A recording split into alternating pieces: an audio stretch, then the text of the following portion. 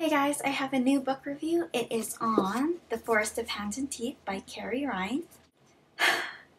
I really thought this was going to be the cherry on top of the Halloween cupcake I've been enjoying and devouring the past few weeks. I was really convinced I was going to love this book because there were zombies in it.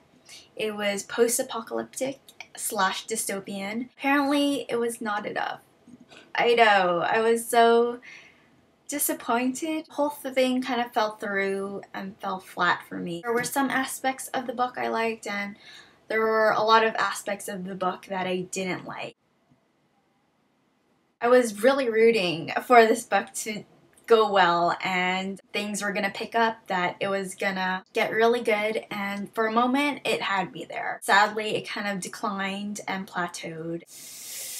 So let's talk about the synopsis of the book. It is a zombie book. There are still zombies in this world that are trying to infect others. It's still raging on, but civilization started to rebuild itself. This book takes place in a village and it's very medieval, very rustic. This village is enclosed by the Forest of Hands and Teeth, and within that forest are the unconsecrated, and that's what they call the zombies. They are trying to rebuild this village, make things as they were before the zombie apocalypse, before the return. Our main character, Mary, she feels very trapped within this village. She feels very restricted. She is hoping that there is a life outside of the Forest of Hands and Teeth, that there is a place that is untouched by the unconsecrated, that she can be free of this horrible situation. I would say this book is a romance,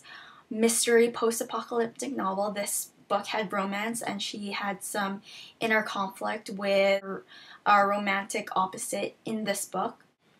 Ugh. Basically, Mary's struggling and figuring out if she can find happiness within this bubble of hers, or if she can find happiness outside, wanting more, finding more, being more than what she can have in this village.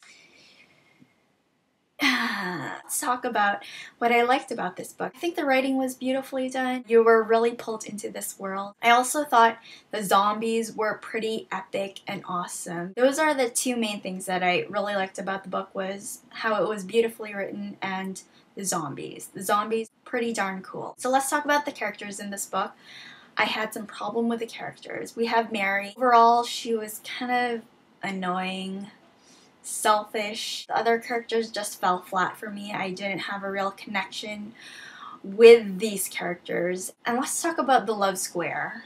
We have Mary, and she is childhood friends with Cass, Travis, and Harry. And Travis and Harry, they are both brothers within this village because it's very medieval, blast from the past. Couples are betrothed early, they're having kids earlier while they're still healthy and young. So Harry actually has a thing for Mary, but Mary actually has a thing for Travis. Awkward, I know. Travis has already proposed to Cass, who is Mary's best friend. Very awkward. Through events and circumstances, Mary finds herself spending more time with Travis, who starts to fall for Mary. Yeah. And in doing so, Cass starts to hang out with Harry more, and they both fall for each other. Seriously? Twist, Harry actually proposes again to Mary. Yeah. There's a lot of back and forth when Mary wants to be with either Travis or Harry. They don't want to be with her. When the brothers want to be with Mary, she doesn't want to be with them. Yeah, it was just too complicated and just overall too sad. I felt really, really bad for all of these characters. For a book that kind of focuses on the romance, I don't think it was executed that well. The biggest thing that I was not feeling in the book was the plot.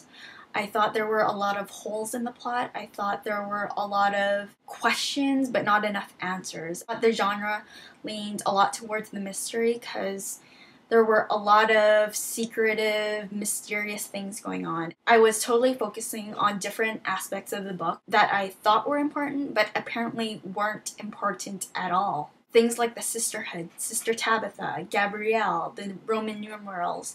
I thought those were really important aspects of the book, and I thought there were gonna be big surprises, awesome twists, and there weren't any at all. Everything kind of appeared as it was, and there wasn't any more depth to what there was. Is that it? Did I miss something? That sucked. And the ending was so bittersweet. Did you really get what you wanted, is my question. I don't know. Themes of being fulfilled and being free and making your own choices. The current conflicts were kind of overshadowing and overpowering, I think, the overall big picture. With that being said, The Forest of Hands and Teeth is an unreadable for me.